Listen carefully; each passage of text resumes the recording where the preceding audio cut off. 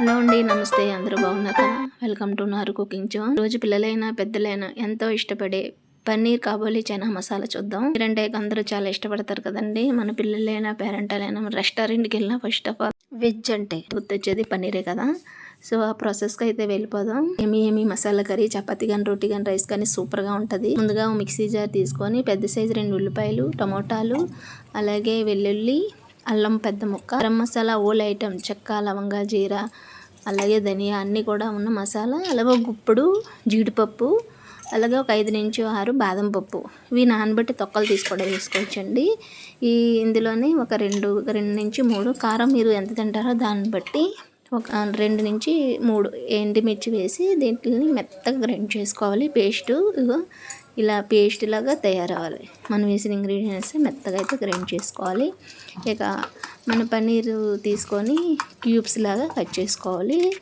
ఒకే సైజులోగా ఇలాగా క్యూబ్స్ లాగా కట్ చేసుకున్న పన్నీరు కాసేపు వాటర్లో ఉంచి తీస్తే చాలా బాగుంటుంది ఇరిగిపోకుండా. ఇంకా మనం స్టవ్ ఆన్ చేసి ప్యాన్ పెట్టుకొని ప్యాన్లో 2 టేబుల్ స్పూన్లు ఆయిల్, కొంచెం గీ వేసుకోవచ్చు. అందులోని ఒక చెక్క, మళ్ళీ ఒక గుప్పుడు జీడిపప్పులు వేసి బాగా వేయించాలి. వేయించుకున్న దాంట్లో మనం ముందుగా తయారు చేసుకుని మసాలా కూడా వేసి, మనం ముందుగా గ్రైండ్ చేసుకుని పచ్చివే కాబట్టి ఆ పచ్చివాసన పోయేదాకా మసాలా అంతా బాగా వేయించుకోవాలి. అయితే నానబెట్టి ఒక 4 అవర్స్ ఉడకబెట్టి ఉంచుకోవాలి. అందులో ఒక గుప్పుడు చెనా తీసుకొని మిక్సీలో మెత్తగా పేస్ట్ చేసుకోవాలి. ఎందుకంటే మన గ్రేవీ కర్రీ థిక్నెస్ ఎక్కువగా వస్తుంది.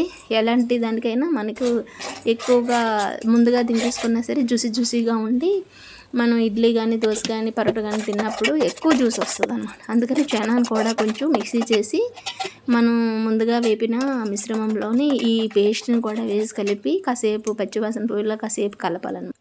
దీనివల్ల ఏమవుతుందంటే మనకి గ్రేవీ అనేది థిక్గా అవుతుంది. మన జీడిపప్పు, బాదం పప్పు వల్ల మంచి టేస్ట్ అయితే వస్తుంది.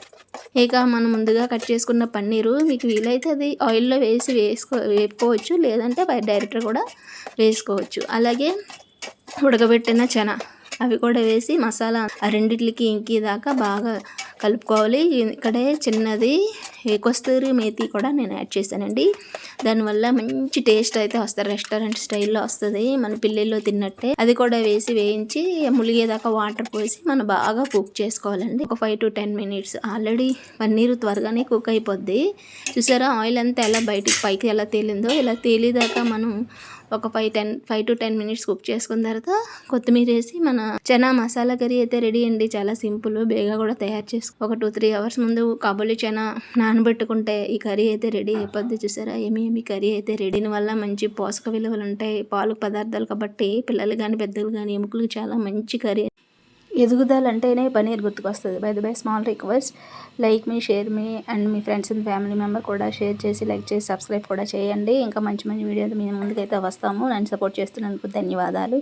థ్యాంక్ యూ ఫర్ వాచింగ్ అండి. బాయ్.